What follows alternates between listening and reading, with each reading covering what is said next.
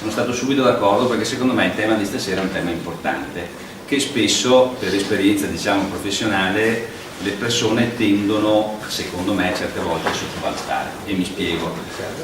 Sono uno dei fautori del testamento, sono dei fautori delle persone, degli anziani che in qualche maniera possono pensare poi al futuro di quello che succederà un domani, perché questo evita una serie di problematiche che poi si riversano tante volte proprio anche nei nostri uffici. Ecco, è per cui capire come funzionano questi procedimenti, capire un attimino cosa si potrebbe fare magari in maniera semplice e risolvere un po' di problemi, questo secondo me è solo che positivo. Soprattutto il discorso, ma due parole sul discorso del testamento, io lo reputo, anche se magari sono cose di difficile, voglio dire, si fa fatica a pensarci, però è uno strumento secondo me molto utile e semplice, chiaramente uno strumento però che deve essere fatto nella maniera giusta. Ma se debitamente consigliati e debitamente diciamo, guidati in questa redazione, è uno strumento che vi evita spesso tanti problemi. E considerati che i problemi ce ne sono sempre di più, se possiamo evitarli diciamo siamo tutti più contenti. Però spero che il notaio stasera sia molto chiaro con voi, poi chiaramente anche gli uffici sono a disposizione se avete bisogno di qualche informazione, però ecco, reputo che sia una serata che può essere solo che interessante. Bene, grazie al direttore. Allora, io partirei subito e partirei dalla prima slide che vedete, che è un po' la donazione. Quindi, spesso succede, spesso nelle nostre case, nelle nostre famiglie, si pensa alla donazione come soluzione per passare magari in proprietà a un figlio un pezzo di terra per farsi la casa, per sistemarla o altro, però non sempre si valutano attentamente pro e contro, soprattutto quali sono gli effetti nel presente di una donazione, ma poi bisogna anche capire bene e sapere bene cosa succede quando il donante viene a mancare e quindi gli effetti rispetto all'insieme delle persone che hanno diritto poi alla successione in termini di legittima, cioè in quanto coniuge o figli del donante. Quindi io direi di fare qualche riflessione al notaio intanto su questo tema, ma quindi spiegare un po' cos'è la donazione in maniera semplice come sa fare il notaio e poi anche riflettendo per fare alcune riflessioni. Nella corsa dovuta al codo non ho pensato, il notaio Baravelli è notaio a Treviso da oltre 30 anni, purtroppo 30 anni. Di uno studio associato che è uno dei più votati di Treviso, che è Bianconi Baravelli Talize, per merito degli altri due associati. No, credo che il merito sia suo, e che quindi ha accolto il mio invito di venire a farci questo tipo di servizio cortesemente e gratuitamente, proprio per darci la possibilità un po' di conoscere. Insomma, lo conosco e so quanto bravo è, mi sembrava la persona più adatta per fare questa cosa. Grazie mille delle parole gentilissime. Allora, adesso il tema è quello della donazione. La donazione è un anticipo della successione, anche da un punto di vista fiscale. Donazione e successioni sono lo stesso tipo di imposta, quindi quando si fa una donazione bisogna tener conto, salvo dei correttivi che possono essere esenzioni da imputazione, da collazione, ma senza entrare in dettagli tecnici, che quello che viene donato è un acconto della futura successione. Questo acconto non può essere calcolato al momento della donazione, perché in Italia c'è il divieto assoluto dei patti successori, quindi non si può dire ti dono questo e poi lascerò all'altro fratello la casa che rimane, perché la norma del divieto dei patti successori produce la nullità di questi accordi, per cui i conti si faranno alla morte di chi ha disposto la donazione. La donazione che in questi ultimi anni, per una questione che riguarda il cosiddetto retratto successorio, cioè la possibilità degli eredi che sono stati esclusi dalla donazione di rivendicare i propri diritti dopo la morte del defunto, crea dei problemi di circolazione degli immobili. Quindi, nonostante che sia uno degli atti più importanti ai quali è chiamato il notaio, perché è un atto di liberalità, è un atto solenne, va fatto con la presenza di testimoni, è un atto importante che è un anticipo di successione, quindi coinvolge anche aspetti emotivi, psicologici, sentimentali, per cui è un atto che andrebbe valorizzato. Invece per questa questione, e ripeto non voglio entrare in questioni tecniche, è visto con sfavore dalla normativa, per cui se si dona una casa, questa casa nel corso prima di 20 anni dalla donazione ha dei problemi di circolazione, è come se prendesse un virus, una malattia. Quindi per questo se ne fanno sempre meno, pur se è invece, ripeto, uno degli atti più importanti. Sarebbe opportuno che nel nostro sistema si attenuasse il rigore del divieto dei patti successori, perché in qualche maniera regolando tra i familiari in vita dei genitori già cosa sarà di spettanza di uno o dell'altro sarebbe utile, eviterebbe liti e forse sarebbe da consigliare come modifica della normativa. Purtroppo la normativa è questa e da lì non si esce. Comunque la donazione gode di certe agevolazioni fino a 1 milione di valore, così come la quota della successione. Oggi in Italia c'è un particolare favore fiscale per le successioni e donazioni, perché siccome la normativa fiscale è unica, fare una donazione fino all'importo di 1 milione per erede per quota, e io sto parlando di eredi in linea retta o di coniuge, si paga soltanto il 3% di imposte ipotecarie e catastale, quindi da un punto di vista fiscale è una normativa di favore. Quando decede, domanda che non aveva fatto, che cosa succede di queste donazioni? Alla morte del donante si fanno i conti, quindi si deve unire quello che è stato donato in vita e quello che rimane, e su questa massa che va fittiziamente riunita si calcolano i diritti di ciascuno. Voi sapete che ci sono i diritti di alcuni soggetti che sono il coniuge, i figli e i genitori in assenza di figli, che sono eredi necessari, quindi cui la legge riserva dei diritti che non possono essere loro tolti, e il conteggio della quota di legittima che spetta a ciascun erede viene fatta appunto sommando i beni che sono rimasti alla morte del decuius con quelli che sono stati donati in vita. Quindi se ci sono, per ipotesi, una donazione di 100 e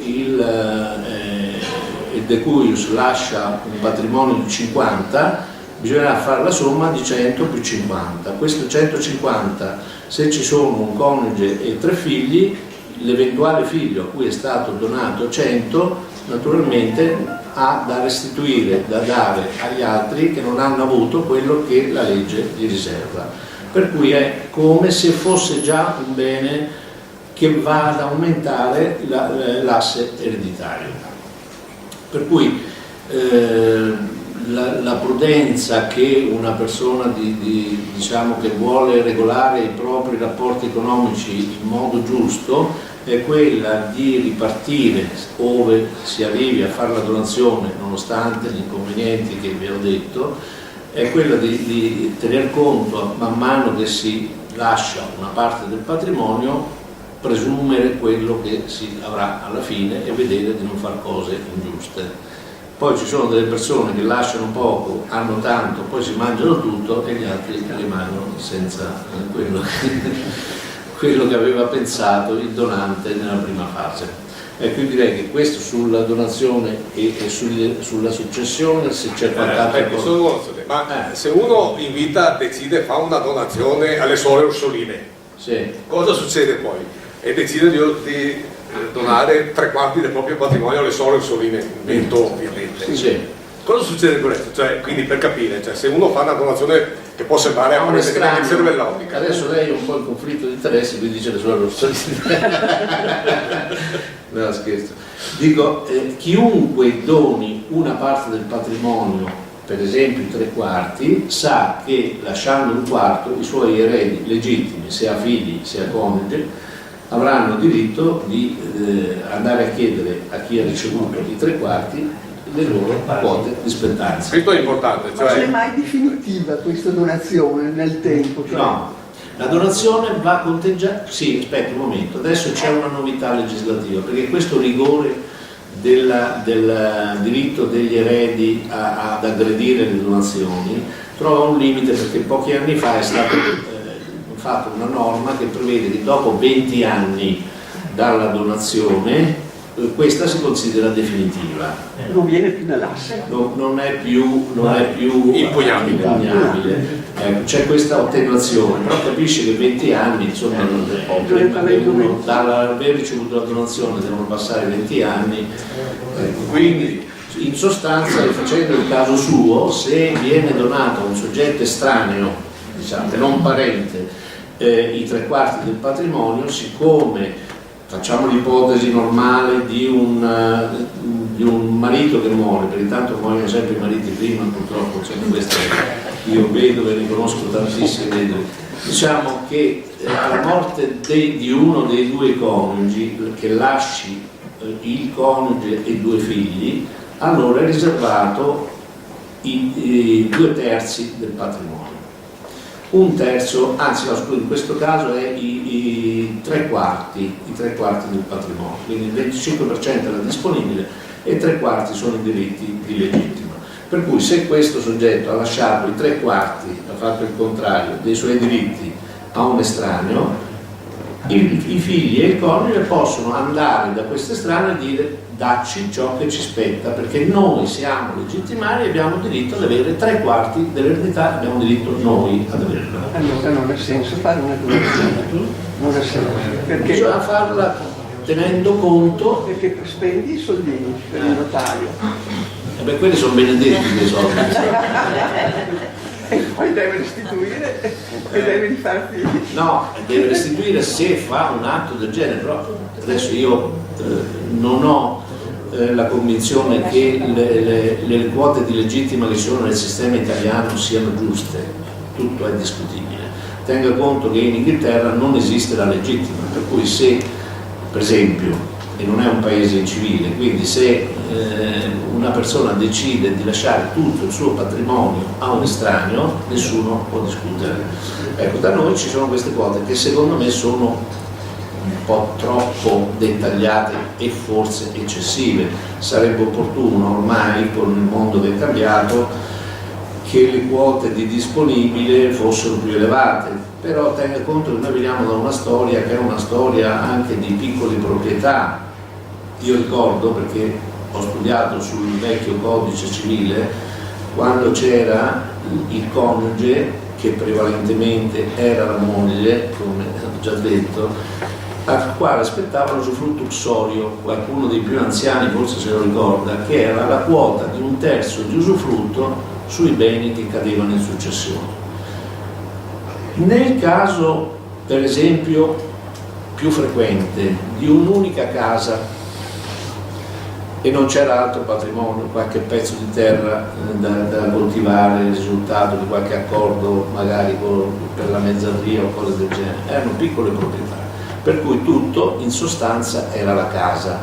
I figli avevano diritto prima del 75 di liquidare il coniuge con una somma di denaro pari al valore dell'usufrutto solo.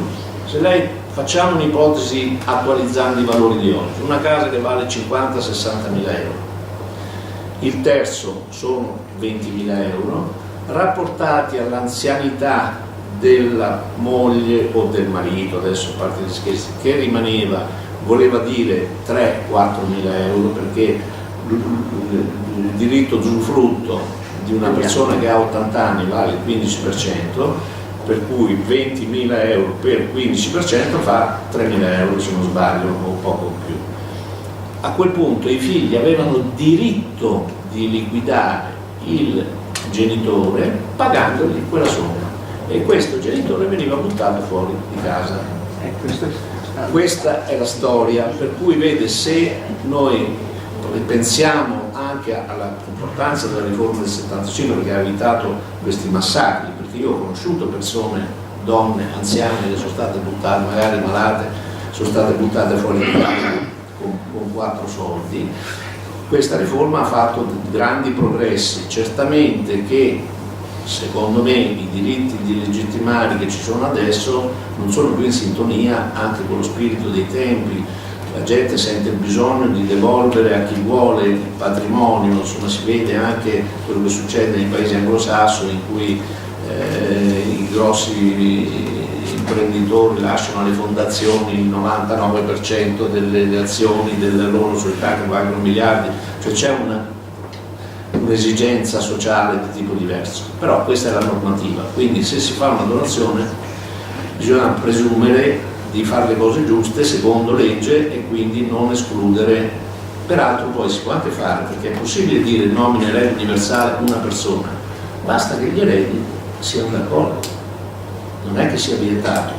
Quindi un testamento, per esempio, cominciando a parlare del testamento, che dica nomina erede universale la chiesa o la congregazione eccetera, non è vietato anche in presenza di coniugi e di figli, è un testamento perfettamente valido, è lesivo dei diritti, ma se le persone che hanno questi diritti prestano acquiescenza a queste disposizioni testamentarie, non hanno niente da impugnare, da obiettare, il testamento produce i suoi effetti regolarmente. Ecco, allora, sempre un attimo sulla donazione, io direi che va ricordato, lei accennava, effettivamente quando si va, se uno ha ricevuto un bene per donazione, è il caso, penso che succede nelle famiglie per costruire la casa, il pezzo di terra eccetera, attenzione perché le banche fanno una fatica estrema, come lei ha fatto capire, fanno una fatica estrema a fare il mutuo, perché la donazione è sempre su cui giudice, cioè è sempre possibile che possa esserci un ricorso o un soggetto terzo che dice no, avevo dei diritti anch'io e quindi questo rende complicato, tant'è che le banche come risolvono il problema richiedendo la fideiussione del donante, quindi una garanzia. Poi però venivano fuori altri problemi lo stesso, perché magari un genitore firma a favore di un figlio una fideiussione a fronte di questa, ma magari gli altri figli no.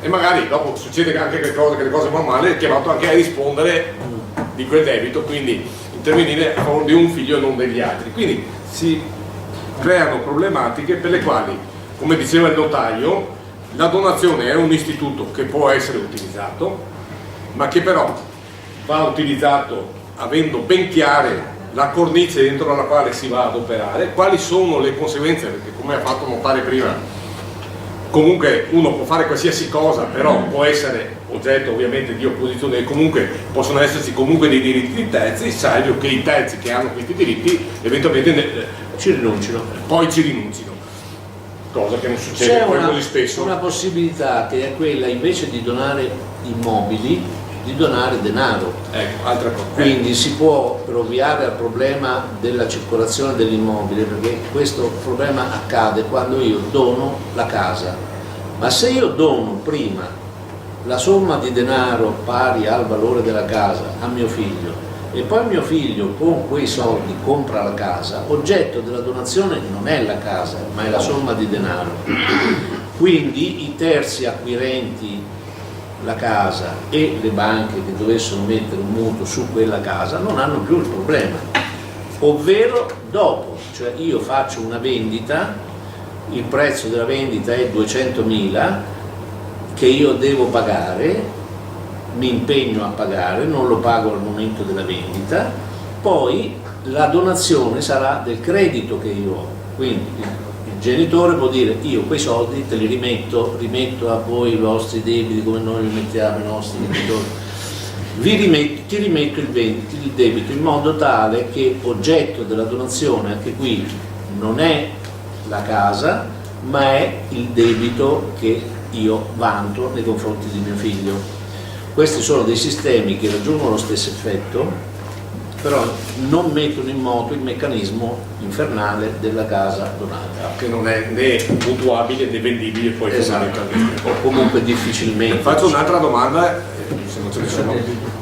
Io ho 2 figli, decido di dare a uno dei figli perché si sposa, perché no, x 50.000 euro per figlio. Normalmente non si fa niente, cioè se gli dai i soldi al massimo si mette via l'assegno a fotocopia o un tocco di carta, ma non si fa niente. questa in effetti è a tutti gli effetti una donazione. No, perché la donazione è solo quella fatta con atto pubblico con presenza del testimone, salvo che non siano donazioni di modico Quindi atto valore. pubblico notaio. Salvo che non siano donazioni di modico valore, cioè se io regalo a un figlio 3.000 euro e ne guadagno 10, non è una donazione, è un'elargizione che io faccio che va a corredare tutti gli obblighi di mantenimento, di assistenza eccetera che un genitore ha nei confronti dei figli. Se io do 100.000 euro, per essere donazione deve essere fatta con atto pubblico in presenza del testimone. Se non viene fatta, cioè se viene fatto questo pagamento di 100.000, è come se io avessi prestato a mio figlio questa somma. Quindi se non si fa nessun'altra dichiarazione e il figlio riconosce di averli ricevuti, lui è obbligato a restituirli a mia richiesta. Quindi diventa un prestito che io ho fatto. Non c'è la forma scritta, ma come tutti saprete il mutuo, cioè il prestito, non ha bisogno di forma scritta perché si perfeziona con la consegna del denaro. Quindi il mutuo è un contratto reale, nel senso che si perfeziona con la consegna della cosa. Quindi nel momento in cui io do la cosa, il denaro, in quel momento glielo sto prestando se non c'è un'altra motivazione. Normalmente però la gente se dà 100.000 si fa fare anche 2 righe in cui dice ricevo 100.000, quindi la prova ci sarà da qualche parte. No, ok, al di là della prova tutto questo Dopo però questa cosa è importante perché se questa dazione di somma non viene qualificata e rimane un credito, quindi per esclusione può essere altro che un prestito, il diritto alla restituzione di questo credito si prescrive in 10 anni. E questo tanta gente non lo tiene presente, perché io ho tanti clienti che vengono da me e dicono 25 anni fa, quando si è sposata mia figlia, gli ho dato tot, quando ha fatto la casa mio figlio 15 anni fa gli ho dato tot. E cosa avete scritto? Niente. E allora, se è vera questa ricostruzione, vuol dire che il genitore non ha diritto a riavere questi soldi, ma non è neanche quello che vuole. Quello che lui vorrebbe è parificare quello che ha dato a un figlio rispetto all'altro. Ma siccome quelle dazioni di denaro, salvo che i figli non lo scrivano e non lo riconoscono, però ci vuole la loro collaborazione, se questo non avviene si perde il diritto di avere altrettanto, perché si prescrivono i diritti di credito in 10 anni dal momento in cui potevano essere richiesti. E siccome una somma di denaro pagata oggi, se non c'è una scadenza, come fanno le banche, che dicono me la ridai in 10 anni, ma lì non è scritto, quindi vuol dire che se io presto a lui 100 euro, lui da oggi in poi, quando io glieli richiedo, me li deve ridare. Non c'è un termine. E siccome io posso richiederli da oggi, il mio termine per richiederli scade a 10 anni.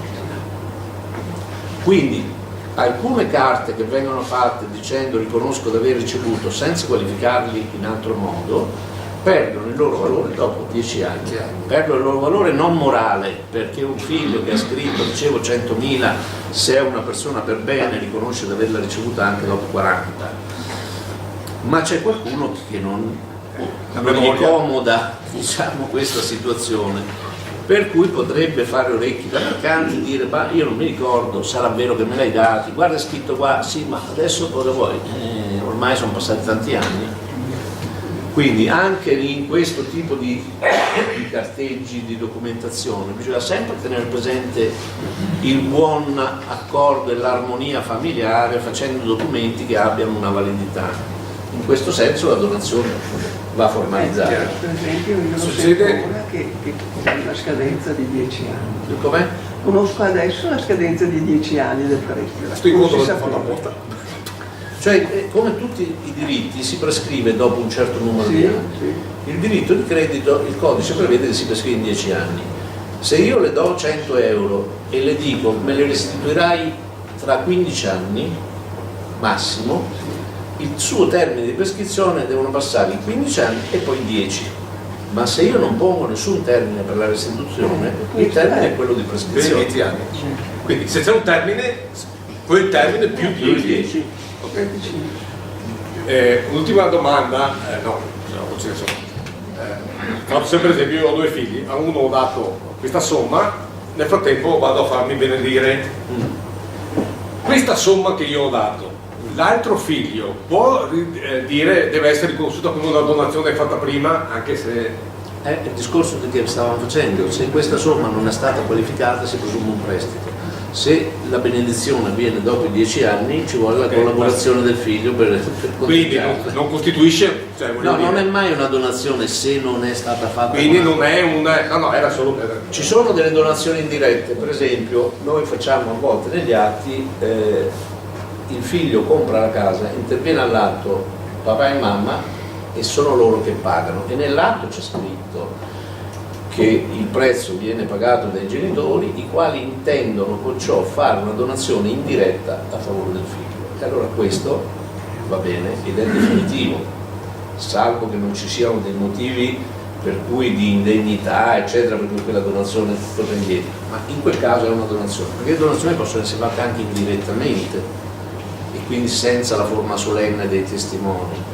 Quindi un atto di compravendita che contenga l'intervento dei genitori che pagano il prezzo e dicono con ciò intendiamo fare una donazione diretta a favore del mio figlio è una donazione, e quella rientra nel calcolo della disponibile, della legittima, della lesione eccetera eccetera. Bene. Volevo chiedere solo questo.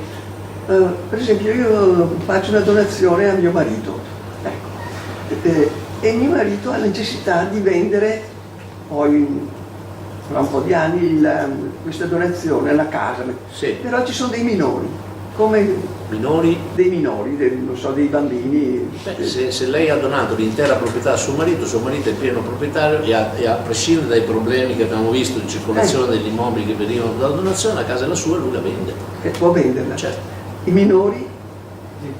I minori non hanno. Se i minori sono eredi e quindi proprietari, allora per vendere i diritti di comproprietà dei minori ci vuole l'autorizzazione del giudice, ma lei mi ha detto che lei Io dono. dona al marito soltanto. Sì, faccio un esempio che ho fatto. Al marito soltanto. Sì, oppure il marito dona a me una casa. Lo stesso. Sì. Ecco, io ho i bambini piccoli, ho necessità di vendere questa casa. Sì. Posso farlo? Ma lei se la vende sia che abbia figli piccoli, grandi, è la sua la casa, quindi lei può vendere, certo.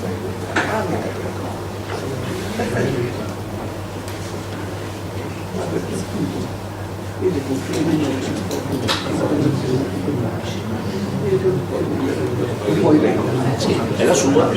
Sì, non puoi vendere perché i ragazzi diventano maggiorenni. No, quello è nel caso in cui siano loro proprietari. L'ipotesi è che muore un marito, che è sempre lui che muore prima, e rimane la moglie con i 2 figli. I figli sono eredi, quindi hanno dei diritti su quella casa.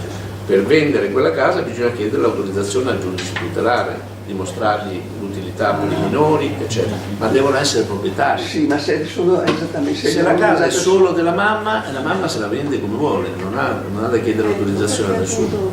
Bene. Allora io direi, andiamo avanti, poi eventualmente alla fine, prima di concludere, rispondiamo a tutte le domande, ma siccome ripeto, il taglio vuole essere quello della conversazione, in ogni caso potete interrompere. Allora, testamento.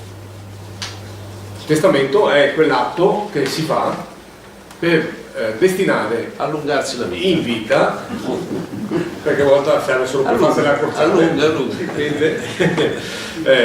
che si fa prima per stabilire a chi si vuole lasciare determinate cose.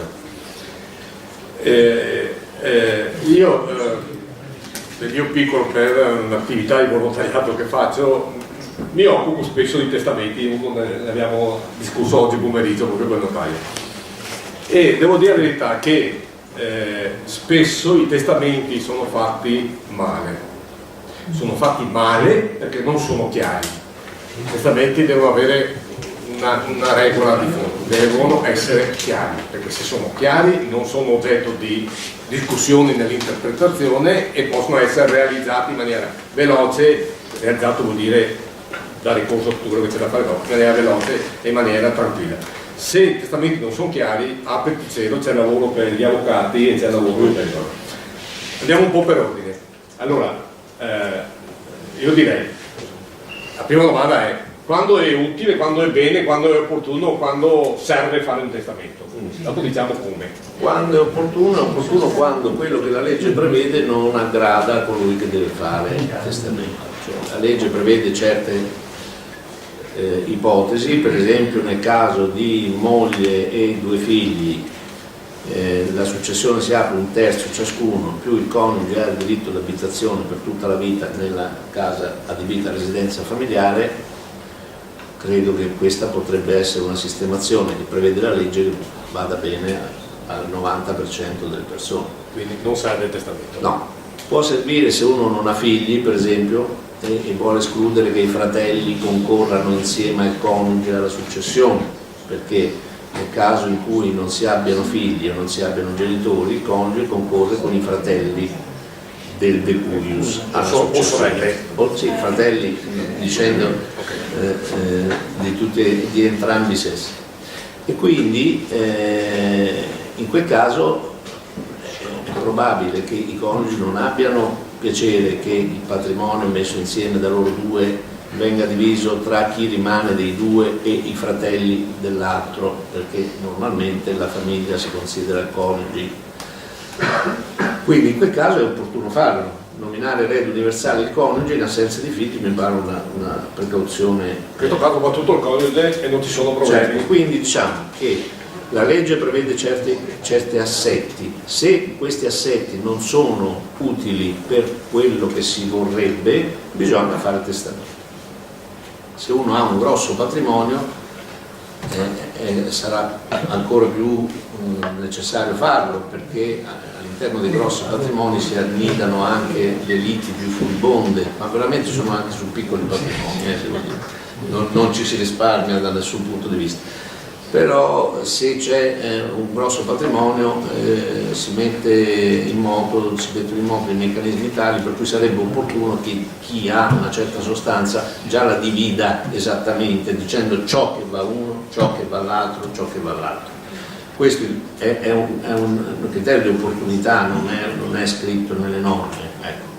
Dopo le modalità per fare il testamento sono o il testamento olografo, che sarebbe quello scritto di pugno dal testatore, o il testamento pubblico, quello fatto davanti al notaio. Poi c'è una terza categoria che è il testamento segreto, che si presenta in busta chiusa al notaio, ma io in 36 anni non ne ho fatto neanche uno, quindi è inutile che parliamo del testamento segreto, rimane un segreto perché è una cosa che è caduta in desuetudine, diciamo, nessuno più, non ne ha mai parlato nessuno di utilizzare quella forma, anche perché il testamento in busta chiusa non garantisce che quello che c'è scritto dentro sia ben fatto, quindi almeno un occhio da parte di una persona esperta o che abbia un po' di conoscenza di diritto è opportuno. Quindi va benissimo il testamento olografo, che io consiglio a tutti i miei clienti.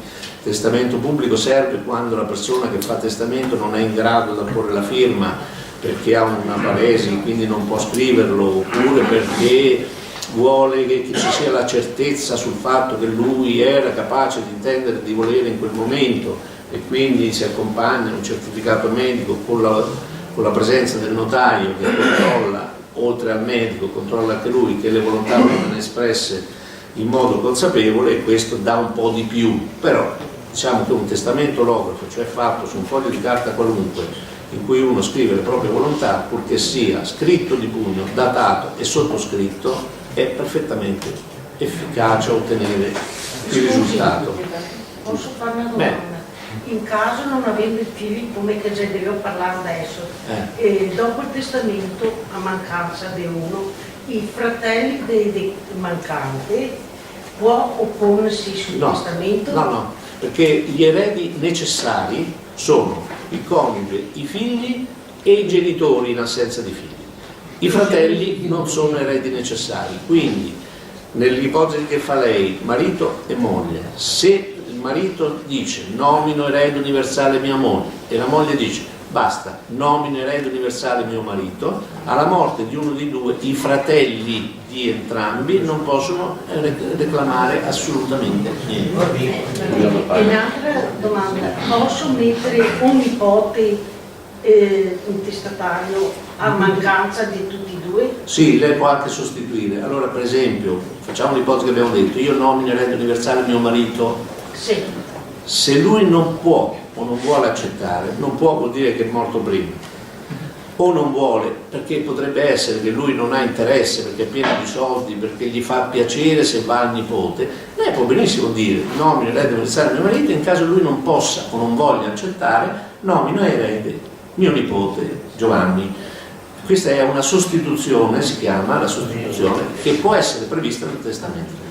In mancanza di figli e di moglie, posso fare il testamento una persona qualsiasi? Sì, genitori Non ci sono. Genitori non ci sono. Figli non c'è, moglie non c'è. Lei è stato saggio a non sposarsi, quindi non ha tutto quell'altro serie di problemi che derivano dal matrimonio, che ne parleremo altro. Sempre davanti al notaio devo fare il testamento? No, non lo fare anche loro. Nomina erede universale la mia fidanzata Rosina. Un'altra domanda, poi andiamo un po'. Testamento orografo, cosa conserva? Testamento orografo può anche conservarlo la persona che lo fa in casa sua. Non c'è un posto dove va conservato. Prudenza vuole che uno ne faccia uno e se lo tiene in casa e uno lo depositi da qualche persona di fiducia. Io ce n'ho qualche migliaio di testamenti depositati perché ormai sono tanti anni che faccio questo lavoro e perché una delle figure alle quali ci si rivolge per depositare il testamento è il notaio. Però ce ne sono tanti che lo depositano al prete, tanti che lo depositano al geometra di paese, che è come se è più del notaio. Una volta mi disse il geometra del paese in certe località ha una funzione sociale e quindi assolve anche, o ha un amico, cioè è opportuno farne due perché è possibile che uno vada distrutto, oppure è possibile anche che chi trova quel testamento che avvantaggia lui non abbia tanto interesse a farlo conoscere, quindi se ce ne sono almeno due originali che vanno scritti tutti di pugno, firmati, datati, sottoscritti, meglio, depositati a qualche persona di fiducia. Non fotocopie? No, fotocopia non ha nessun valore, perché la fotocopia è la prova che c'era un testamento, però siccome uno dei modi per revocare il testamento è quello di distruggerlo, può rimanere la fotocopia, ma io ho strappato l'originale e quindi quella fotocopia non mi dà la prova che la volontà è rimasta, perché io non sono andato a strappare le fotocopie, ho strappato l'originale.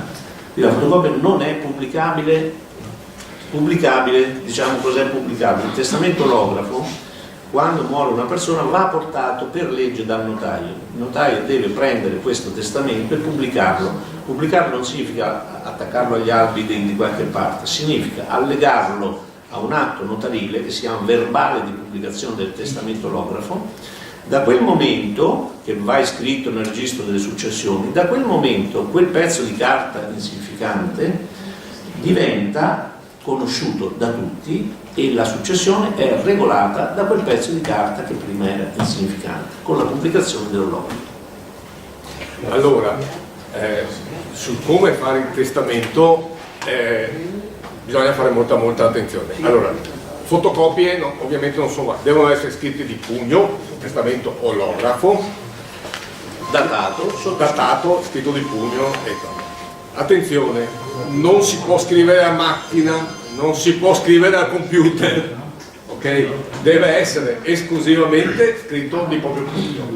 Il testamento invece pubblico fatto davanti al notaio ovviamente può essere scritto in altre maniere, sì. Perché si fa un testamento davanti al notaio nei casi per esempio di una persona perfettamente lucida che magari per le sue condizioni di malattia non è in grado di scrivere, quindi il notaio raccoglie, mette la volontà, la mette giù, la legge, la fa firmare con, in questo caso, con quanti testimoni? Se non può firmare con due testimoni che firmano, quindi si assumono la responsabilità di dire queste sono le volontà della persona X che le ha dichiarate davanti al notaio, firma il notaio, firmano queste due persone. Se viene fuori che era un pastorcio, va al fresco il notaio, ma va al fresco anche i testimoni. No, i testimoni possono dire sì, è vero, quello non capiva niente, come è successo. Perché il testimone non ha la funzione di controllare che la persona sia in grado di intendere e di volere, ha la funzione di controllare il notaio. Che quella persona che sta esprimendo le volontà al notaio le esprima compiutamente. Quindi ci sono stati dei casi in cui sono stati fatti dei testamenti pubblici di qualcuno che evidentemente poi è finito sotto processo il notaio e i testimoni hanno detto no, lui non capiva niente, secondo noi.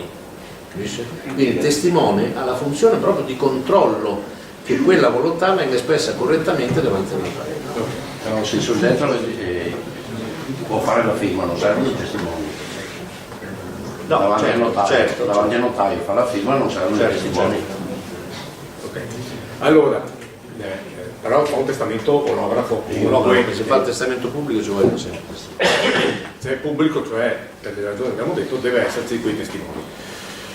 Quindi non fotocopie, poi si deve conservare, si può conservare come ha detto il notaio, proprio in casa, persone, perché il problema è che quando viene a mancare una persona bisogna che il testamento, se ci sono delle volontà, anche sulle modalità del funerale, piuttosto di dove uno vuole essere sepolto, piuttosto voglio essere vicino a Tizio, deve saltare fuori il testamento, per cui deve essere accessibile. Se il testamento è in casa, ma magari si imbusa sotto l'impianto del condizionatore, vate a pesca ma risalta fuori dopo 10 anni, come qualche volta succede, salta fuori a skate o altre robe.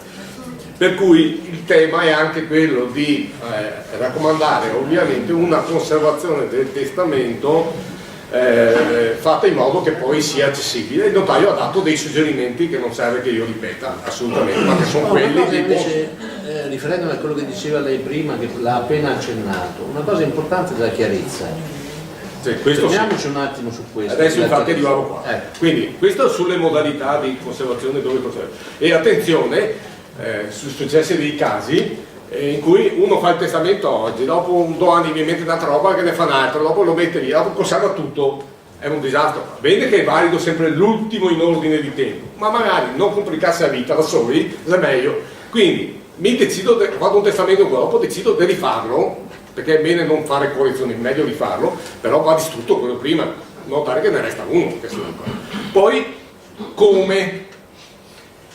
Ogni tanto con il notaio ci divertiamo quando succede che esaminiamo qualche testamento. Allora, i testamenti devono essere fatti in modo semplice.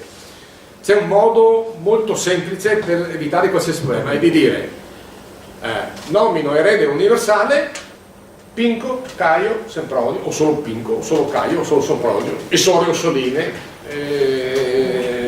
l'associazione Atola, deve essere scritto in modo chiaro, deve essere identificata, perché se scrivo l'associazione Giuseppe Toniolo mi metto, ma in Italia che ne qui, ne qua sera. Cioè bisogna che sia scritto in modo chiaro, cioè, perché non sempre viene fatto tutto. Ma la formula più semplice è quella, nomino e là si risolve tutti i problemi. Naturalmente il testamento, quindi il fatto di nominare un erede testamentario non esclude il discorso che abbiamo fatto prima, ovviamente le quote illegittime, perché se ci sono, quindi nel caso specifico che uno abbia moglie e 2 figli o un figlio o 3 figli, un terzo va un quarto, nelle cose di più figli è un quarto. Più figli, se è un figlio sono un terzo. Esatto. Un terzo va, secondo le disposizioni testamentarie, 2 terzi o un quarto e 3 quarti invece vanno per successione legittima. Posso scrivere, ti lascio tutto le suore soline, scusate, bisogna mettere suore soline stasera, ma se però con la moglie e con un fiol, suore soline si becca un terzo, punto e basta, non esiste che si becca tutto. Sì, salvo, come dicevamo prima, che la moglie dice no, mi va benissimo che va tutto le suore soline, ma deve firmare davanti al notaio che va le suore soline, se no niente. Okay. Poi ci sono, nel fare il testamento, nomino erede, è la formula più lineare, più semplice. Dopodiché però uno dice, sì, però mi vorrà sarghe 5.000 euro il notaio Paravei perché mi è simpatico. Allora deve dire, lascio come legato, quindi si dovrebbe usare questa espressione, legato, al notaio Paravelli la somma di euro 5.000. Allora in quel caso l'erede deve destinare, deve, perché deve attuare il testamento, destinare i 5.000 euro e dimostrare che lo ha fatto, giusto? Certo. Ok, questo è un po'... Poi qualche altro suggerimento possiamo dare? Questa è, ripeto, giustamente la chiarezza tra chi è erede.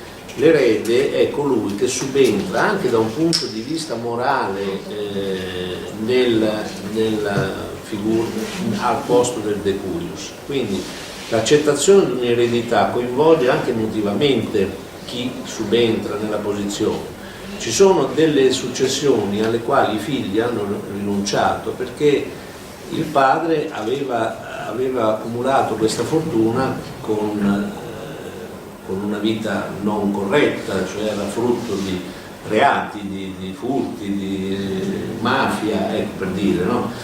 Quindi l'erede è quello che assume la continuità della personalità del decuius, più è quello che residualmente a quale va tutto quello che era di proprietà del donante nella sua generalità. Invece il legatario è a titolo particolare, una successione a titolo particolare, cioè lui acquista già in forza del testamento i beni che il decuius gli ha lasciato, perché la successione a titolo particolare fa subentrare solo nella titolarità di quel bene, non si subentra per esempio nei debiti. L'erede partecipa ai beni, ma anche è responsabile del pagamento dei debiti ereditari.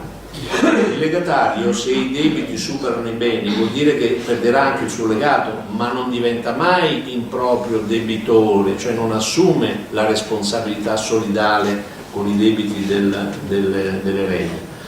Quindi quando si vogliono fare testamenti, soprattutto riferiti ad associazioni di beneficenza, eccetera, è opportuno precisare se si è in presenza di eredi o di legatari, perché le cose sono molto diverse.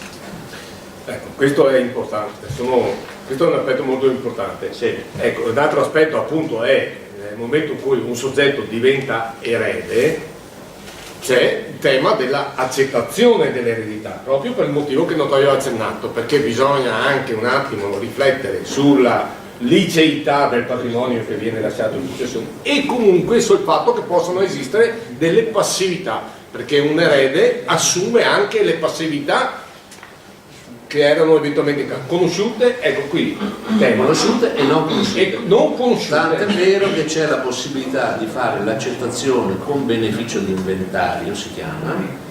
Vuol dire che se uno ha il dubbio che la persona di cui è erede abbia più debiti che crediti o che beni, accetta con beneficio di inventario. Questo significa che risponderà dei debiti ereditari nei limiti dei beni caduti in successione. Quindi se il patrimonio attivo è 100 e i debiti sono 150, lui perderà tutto il patrimonio perché non riceverà niente, ma non sarà responsabile dei 50 ulteriori. Se invece si fa un'accettazione normale, si è responsabili anche dei 50, perché ripeto, la successione e la qualità di erede è una trasmissione dello stesso soggetto in un altro soggetto vivente, quindi coinvolge tanti aspetti, è una successione a titolo universale, per cui si subentra in tutto il patrimonio, in tutta l'attività, in tutte le passività, per cui si assume anche la responsabilità illimitata con i propri beni di eventuali debiti. Poi parliamo un attimo anche di una cosa sul modo di scrivere un testamento. Lo dico perché sono cose che succedono, quindi è importante, abbiamo detto la semplicità, è importante distinguere possibilmente se si fa un testamento e per qualche motivo si vuole lasciare scritto qualche cosa che possa riguardare i propri familiari, uno può scrivere insulti. Meglio scriverli su un altro foglio, secondo me, perché scriverli nel testamento io ho piacere, allora è bene dividerle. Perché? Perché nel momento in cui viene pubblicato un testamento il notaio pubblica tutto. Per esempio succede qualche volta, io qui ho un foglio uso un blocco notes che è della Trevigiana Humus. Se io scrivo il testamento qua, quando il notaio me lo pubblica, deve scrivere Trevigiana Humus SAS, cioè deve scrivere tutto quello che c'è sul foglio, Sì. compresa la pubblicità. Deve descrivere il foglio su cui è scritto, quindi prima di dire il testamento è scritto su un foglio dove c'è sopra una stampigliatura, cioè quindi evitare di fare per i notai che verranno, perché io... No, perché sono cose che succedono, cioè non è che sto inventando, sono cose che succedono, poi il notaio deve riportare tutto la quindi, e soprattutto dividere quella che può essere, che se fosse che sono prete sarebbe il testamento spirituale dal testamento che riguarda le cose concrete, perché poi se no il notaio deve pubblicare tutto, quindi succede che ci sono testamenti che sono dei romanzi, impiegati del notaio, belli anche, no? bestemmiato in turco, devono ricopiare tutto lavori di giornate. Sì, vabbè, certo, sarebbe opportuno che ci fossero due tipi di quel testamento Che se non sono spirituale. divisi, tutto il documento deve essere pubblicato, Certo. nella sua integrità e interezza. Ecco, quindi abbiamo detto un po' di cose anche su queste altre cose qua. Ecco, poi si fa sulla successione. Quindi abbiamo parlato del testamento, quindi un po' tutto quello che succede. La successione è ciò che succede quando una persona viene a mancare. Cosa si fa quando una persona viene a mancare? Ovviamente se si preoccupa del funerale, se si preoccupa di tutte le robe che c'è da fare, eccetera, dopo si preoccupa della vita. Ecco, qui abbiamo anche la direttrice del nostro CAP, che quindi è bene anche che ci aggiorni un attimo. Per esempio, quali spese oggi, è cambiata un po' la normativa, quali spese di un funerale, chi le può detrarre fino a che importo, quando si, per le spese, quali sono le persone che hanno titolo per detrarre? Allora, a livello di detrazione Si sente fiscale, tutti in fondo? No, Cosa è poco Francesco? niente. Ecco. Senta la bottiglia. Buonasera a tutti innanzitutto. Allora, per quanto riguarda le spese funebri, nella dichiarazione dei redditi del soggetto che ha sostenuto una spesa abbiamo la possibilità di avere questa detrazione del 19% fino a un importo massimo di 1.550 euro. Questo che cosa significa? Che se per il funerale la spesa totale tra fiori e tutto quello che comunque ci può stare dietro è pari a 7.000-8.000 euro, io comunque nella dichiarazione dei redditi, soggetto che ho sostenuto la spesa, perché adesso dall'anno scorso è stato tolto anche il vincolo che solamente determinate persone, quindi i familiari, potevano eventualmente sostenere la spesa e portarla in detrazione, quindi io per assurdo posso anche sostenere la spesa funebre di una persona che non conosco e portarla in detrazione, però l'importo massimo è appunto i 1.550 euro, quindi questo significa che noi abbiamo un 19% su questo importo, indipendentemente dalla mia spesa, che è sicuramente molto più superiore in tutti i casi. Quindi questo è sicuramente, c'è questa detrazione e abbiamo la possibilità di avere questa detrazione presentando la dichiarazione di redditi e quindi poi ottenere, diciamo, questo rimborso fiscale.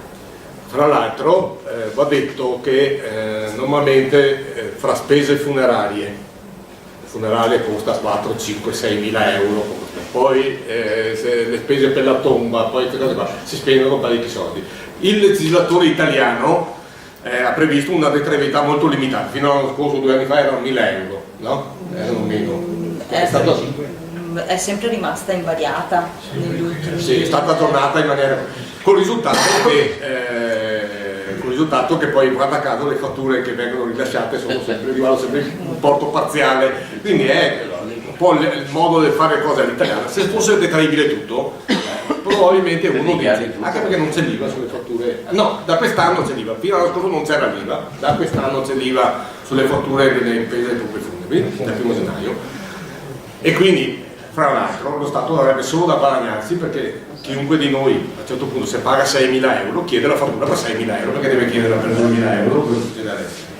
Purtroppo è così, quindi anche questa detraibilità limitata ovviamente fa sì che in qualche modo favorisca un po' l'andazzo all'italiana nelle cose di questo tipo. Ecco. Poi a chi ci si rivolge quando la persona è deceduta? Allora,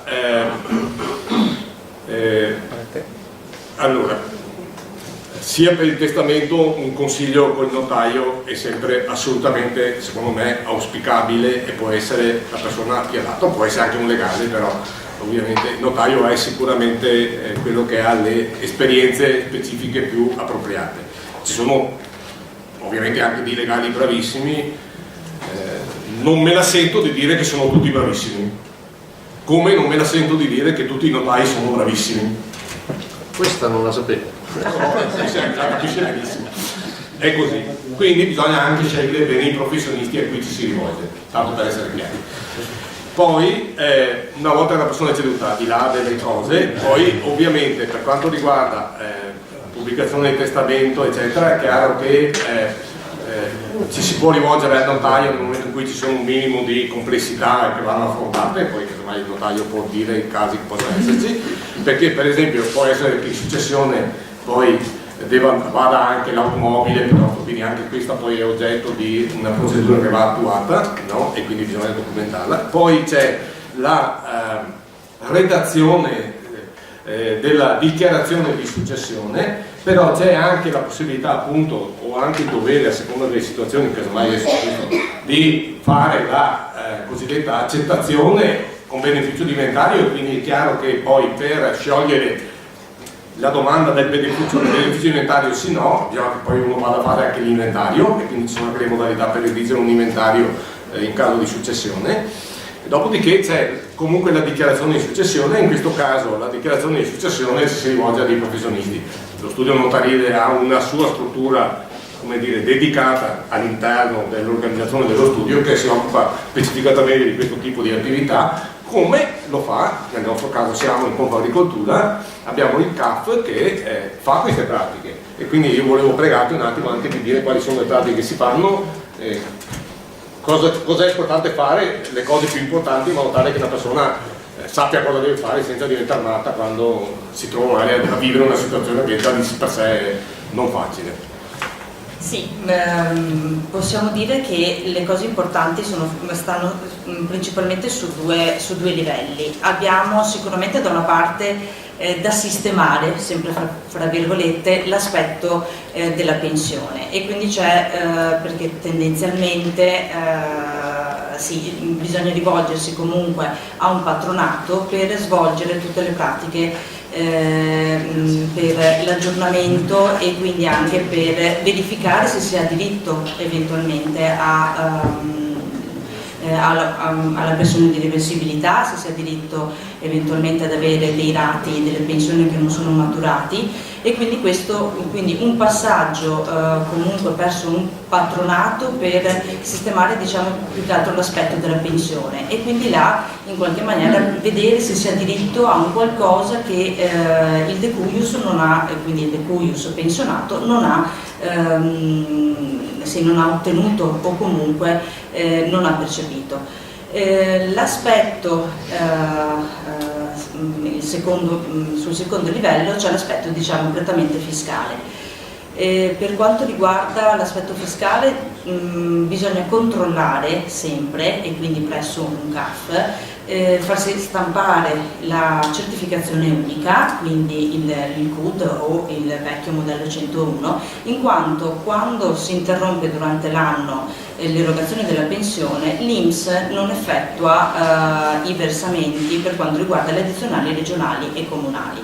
Quindi si ritrova in una situazione in cui anche se tendenzialmente il decuius non presentava dichiarazione di redditi perché aveva solamente la pensione, perché non era obbligato, scatterebbe da parte dell'erede l'obbligo di presentare la dichiarazione dei redditi proprio per far fronte al versamento di queste addizionali regionali e comunali. Tante volte, magari per una questione di conguaglio fiscale, può essere che sia l'erede che abbia un vantaggio, quindi abbia in qualche maniera un ritorno dalla presentazione della dichiarazione dei redditi. Quindi il consiglio che comunque si può dare è sicuramente quello di controllare dal punto di vista, quindi stampare la certificazione unica e valutare assieme appunto al consulente fiscale se c'è l'obbligo di presentare sia per eventualmente adempiere al pagamento delle eventuali imposte che non sono state pagate, sia anche perché magari si ha diritto per un effetto del conguaglio fiscale ad avere insomma, il riconoscimento di un credito. Quindi sì, possiamo dire che i passaggi in qualche maniera abbiamo il passaggio per la pensione, quindi per capire se c'è, oltre alle domande per la pensione di reversibilità nel caso in cui ci sia un coniuge, però anche eventualmente se si ha diritto a una parte ai lati della pensione piuttosto eventualmente di un'istanza post mortem nel caso in cui si era richiesto l'indennità di accompagnamento, quindi una situazione in cui la persona aveva il riconoscimento di una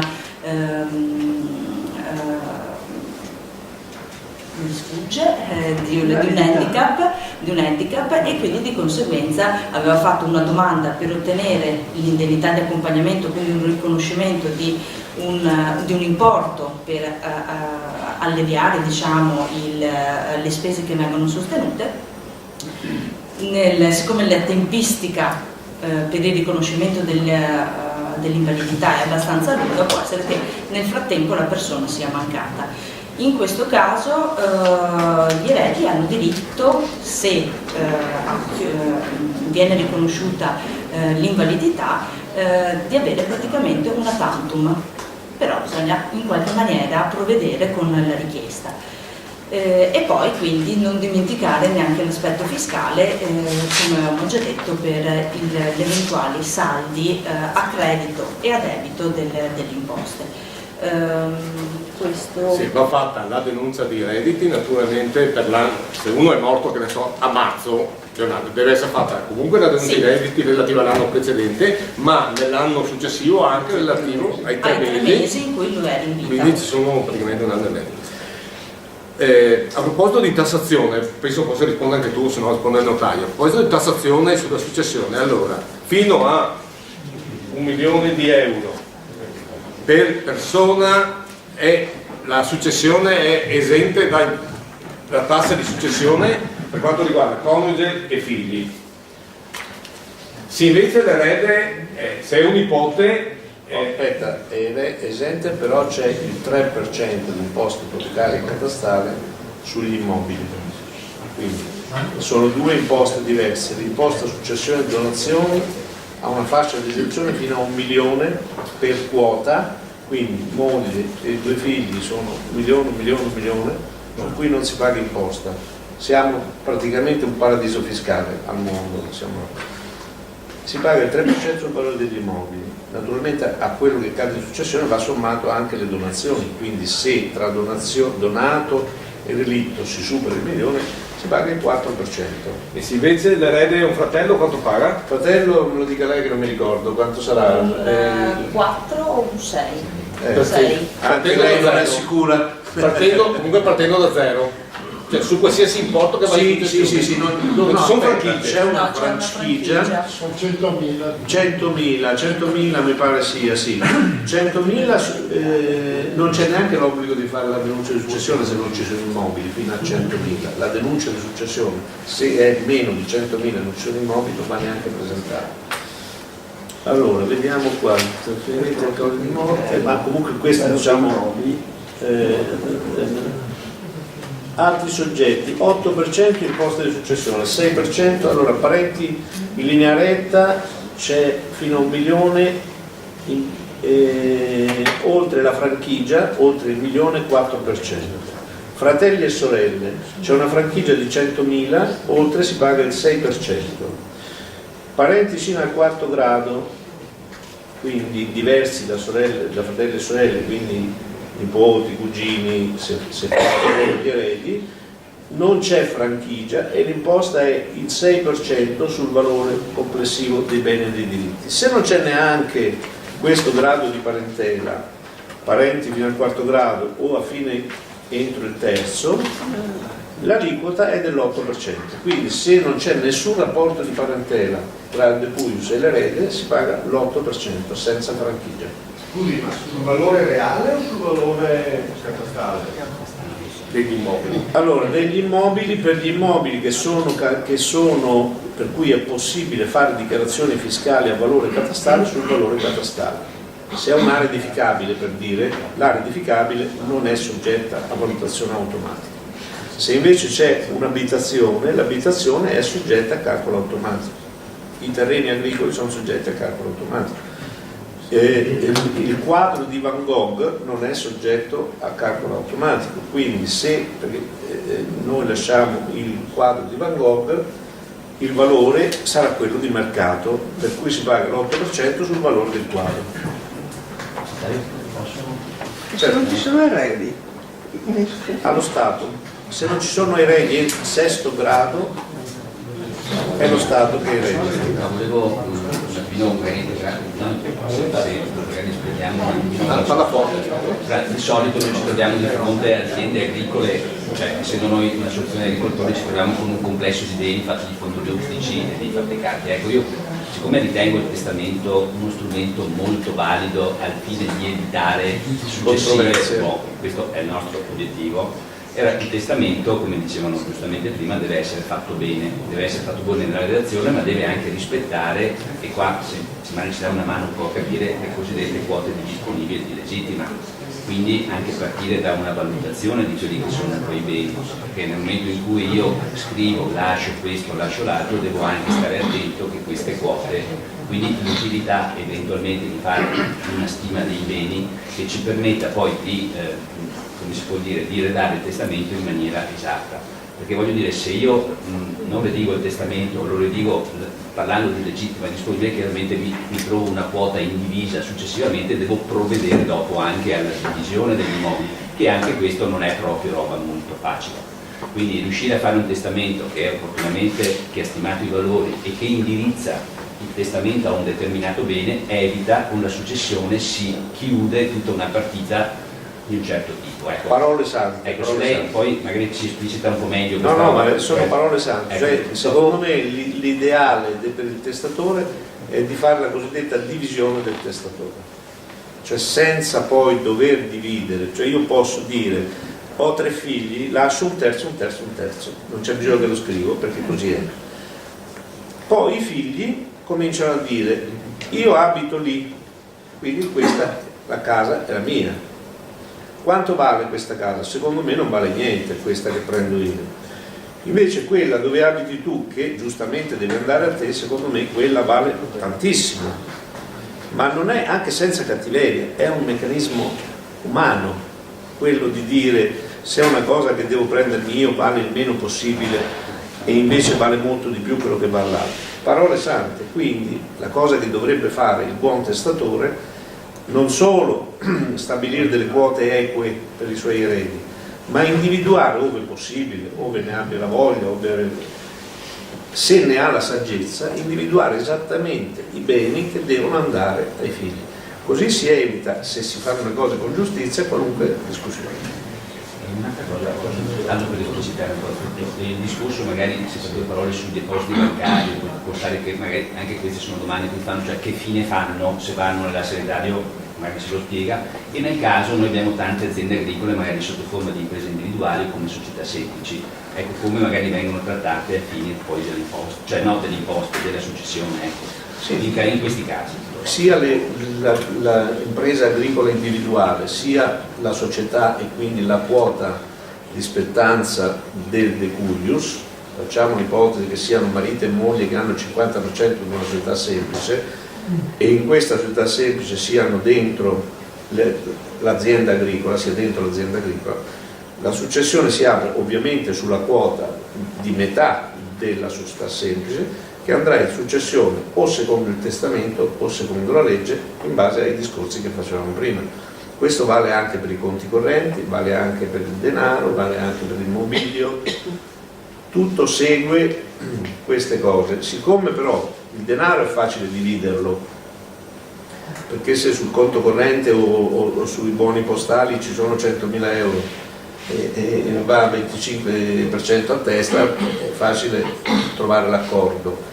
Ma se in successione vanno 4 immobili e gli eredi necessariamente prima o poi dovranno decidersi a dividerli tra loro, la cosa diventa molto più difficile. Cioè io so che una delle cause, dei motivi per cui alcune famiglie sperperano il proprio patrimonio è per successioni ereditarie e liti che derivano dalla divisione di patrimoni ereditari. Cioè ci sono cause di divisione ereditaria che vanno avanti per 20 anni, 30 anni, ingrassando, abbiamo carte in modo, che diventano loro eredi sostanzialmente, ecco, l'eredità si devolve a favore degli avvocati e alla fine gli eredi veri, quel poco che gli rimane, non se lo godranno neanche perché nel frattempo sono morti, sono diventati vecchi, eccetera. Per cui, ripeto per la terza volta, parole sante, se io potessi imporre per legge che bisogna fare il testamento anche quando c'è la legge che prevede un terzo e stabilire già, ove possibile, ove ci siano dei beni, ciò che va uno, ciò che va l'altro, sarebbe una benedizione. Per quanto riguarda poi i depositi bancari piuttosto che altre forme, è chiaro che oggi nel momento in cui una persona viene a mancare le banche comunque vengono a saperlo immediatamente, perché se uno è pensionato l'INPS dopo 8 giorni comunica già, blocca già la pensione, quindi sono già le banche poi adesso bloccano i conti, non si sia qualche cosa, qualche furbo in giro, ma insomma non sono più tempi mi pare.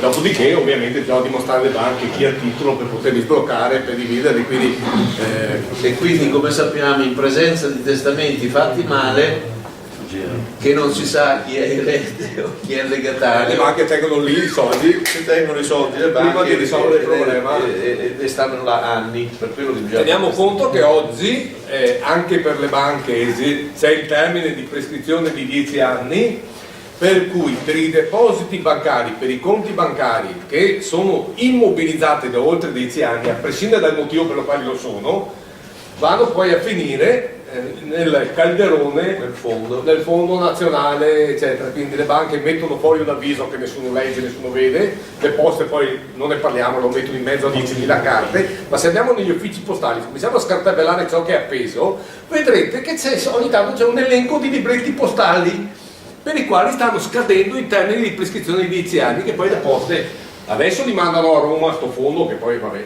è a Roma, ma prima si ritenevano questi soldi, hanno fatto la ricchezza delle poste e speriamo non abbia fatto la ricchezza di qualche funzionario delle poste. No.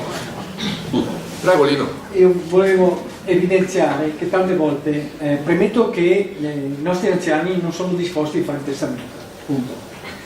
Quando c'è da fare il testamento c'è 3 figli, faccio un esempio, uno resta in casa con il padre e pretenderebbe di avere la casa, il mondo, eccetera, e gli altri 2 che si sono dati da fare, sono andati a fare dipendenti, si sono fatti la villa, eccetera, e dopo quando c'è da fare la parte, diciamo, rivendicano, che dicono no, io devo.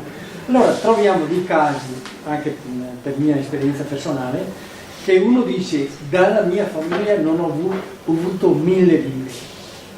Malgrado non so la famiglia, ma per merito anche del ragazzo che è rimasto in casa, perché il ragazzo in casa senza paga per una vita ha fatto un patrimonio.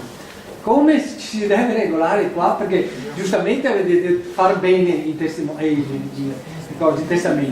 Io ne ho passati diversi, diciamo, perché nomino mia moglie erede universale di tutti i miei beni.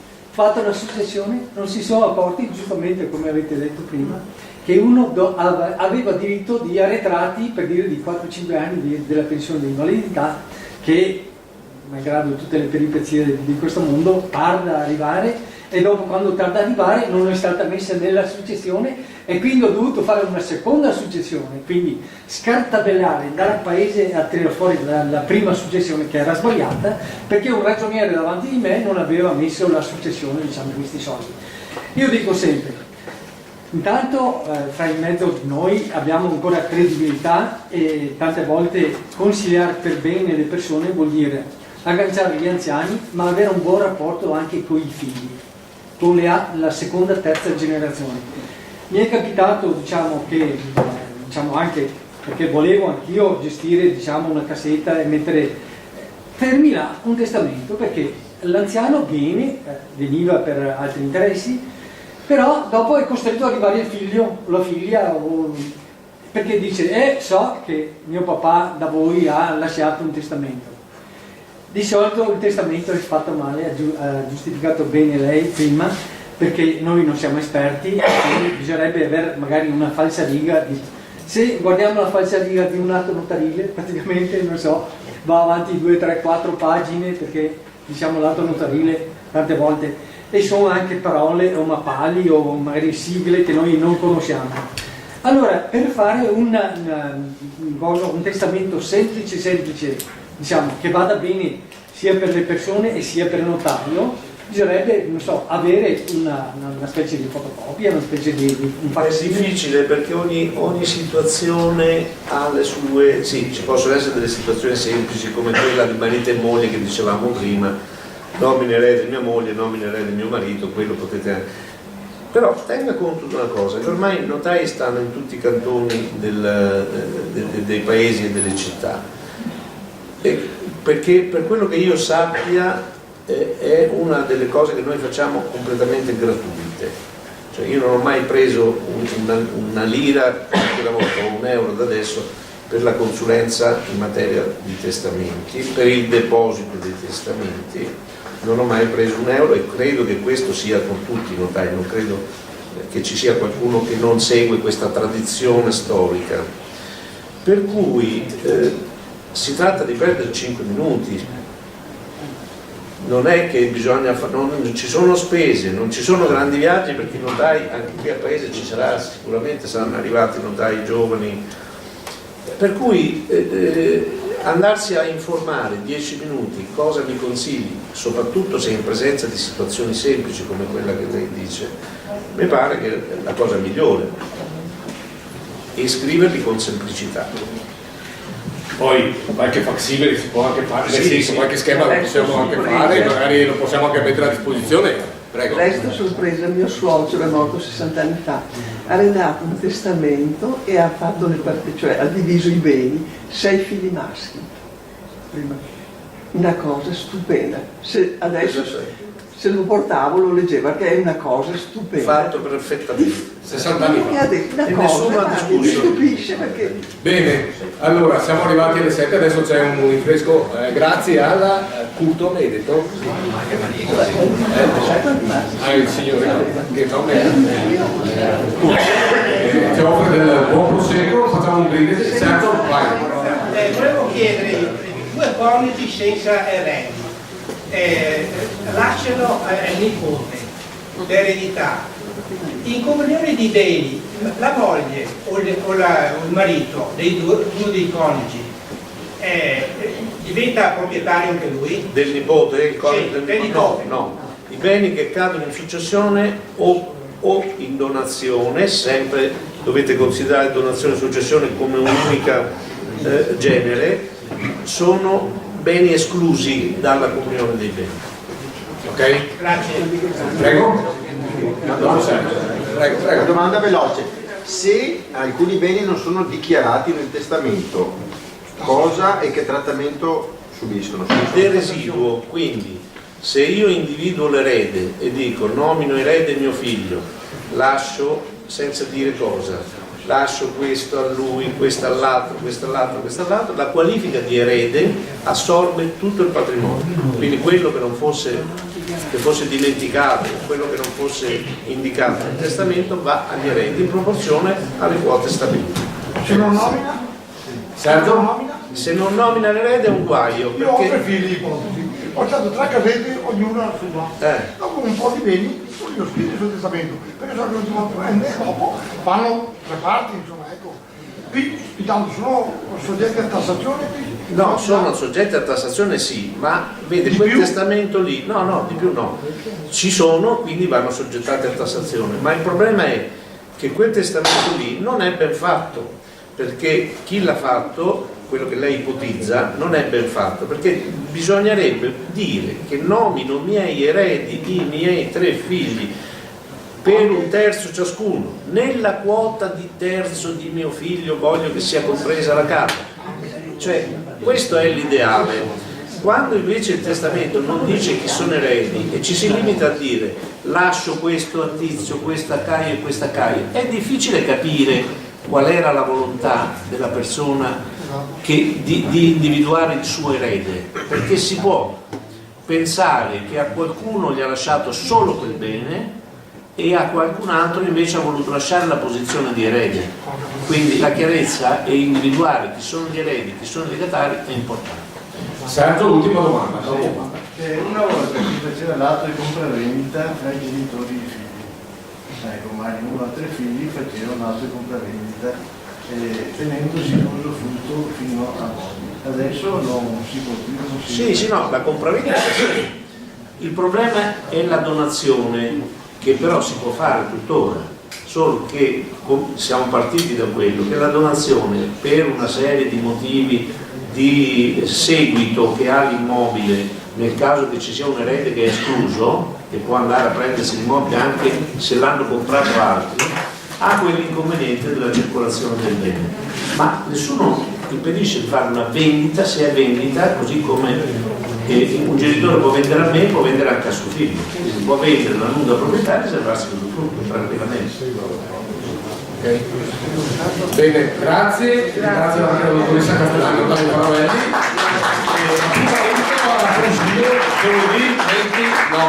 Giovedì 29 a Consiglio, stessa ora.